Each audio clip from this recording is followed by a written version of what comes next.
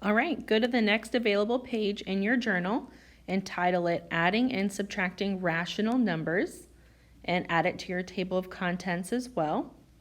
We are going to be looking at fractions and decimals, positive and negatives, and we're going to be adding and subtracting them today.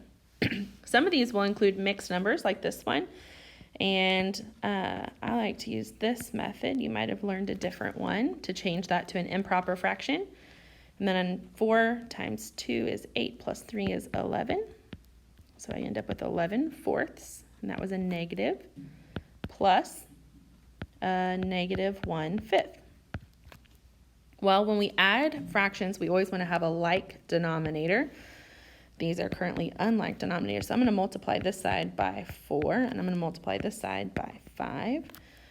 So I end up getting 55 twentieths, that's negative, plus 4 twentieths, and that was also negative. So now I have two negative fractions with the same denominator, which is what I want. So I can see here that I end up with negative 59 twentieths. And that is my answer, but it is improper. And I don't always like to have an improper fraction for my answer. So I'm going to change this to a mixed number again.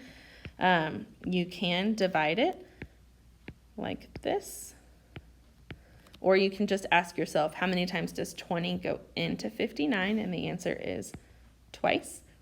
And how many would be left over? That would be 19. And then your denominator stays the same. This was negative, so your final answer for this one would be negative 2 and 19 twentieths.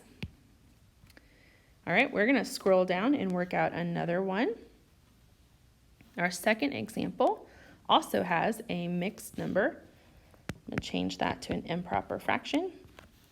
5 times 1 is 5, plus 1 is 6. That was a negative number, minus 5/3. Once again, they don't have a common denominator, so I'm going to multiply this side by 5 and multiply this side by 3, and I end up with 18 15ths. That was negative, minus 25 15ths.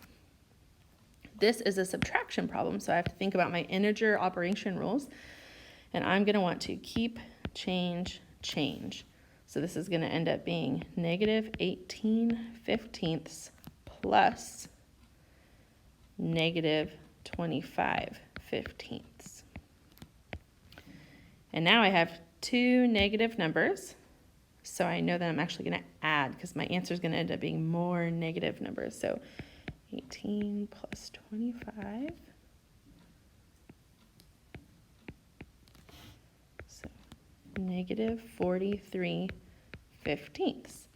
And do I want to keep that improper fraction, or do I want to try to change it to a mixed number? You guessed it. So you can either divide like so, and then figure it out, or you can just say 15 goes into 43 how many times?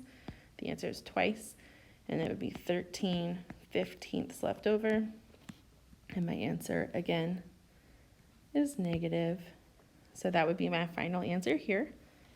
And we have one last example to work out together, and it is this. So rational numbers can include decimals. If you end up with a problem like this one, you're going to want to change them both to the same form, and you can do it either way. This time, I'm going to change this to, I'll do fraction. So 2 tenths, this would be negative 2 tenths plus 3/5. Well, I want a common denominator, so I'm going to multiply this side by 2, and now I have negative 2 tenths plus 6 tenths.